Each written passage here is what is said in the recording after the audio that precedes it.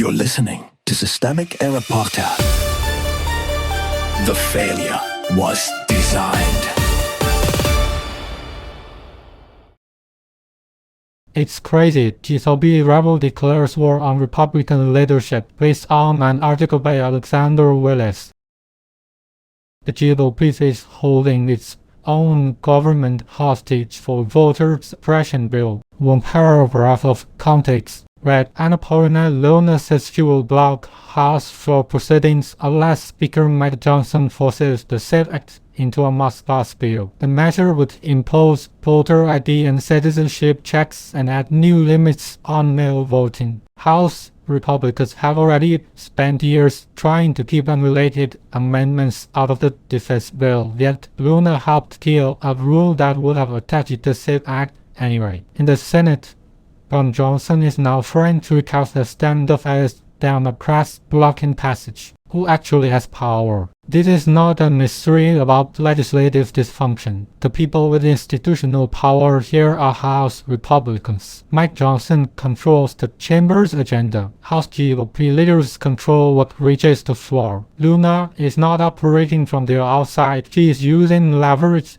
inside the majority to force the caucus toward a policy goal it already wants. That matters because the story is not about a neutral process being derailed. It is about a governing party choosing to weaponize procedure in service of a voting restriction bill. The real decision makers. Luna is an immediate saboteur in the open, but she is not the only actor who matters. She is extracting compliance from leadership, and leadership is an institutional gatekeeper that can either absorb the blow or escalate it. If the SAFE Act is attached, that happens because Republicans decide to make it happen. Ron Johnson's complaint is even thinner. He wants supporters to believe Democrats are blocking the bill, but the source text shows Republicans are the ones threatening to jam unrelated legislation until they get their preferred anti-voter package. That is not obstruction by the opposition. It is hostage-taking by the majority. The misdirection. The messaging here is the usual inversion. Blame the people resisting the restriction,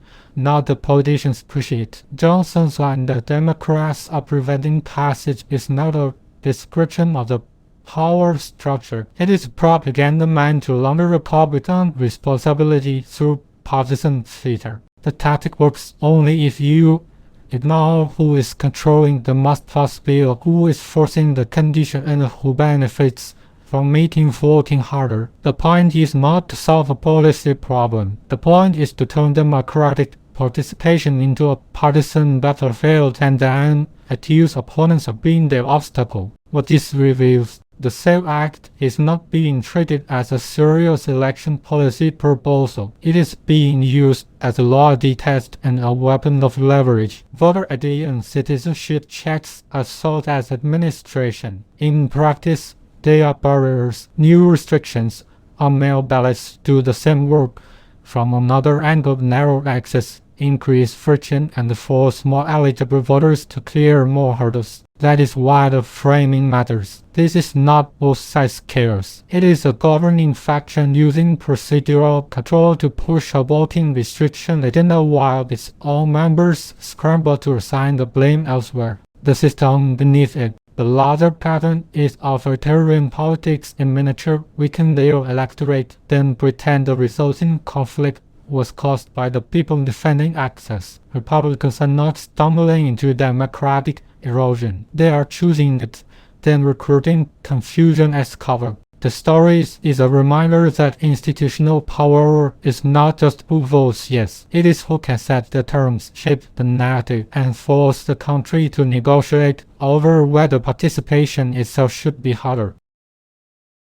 You've been listening to Systemic Error. Thanks to Raw Story for today's article. With the automated voice of Diana, thanks for listening.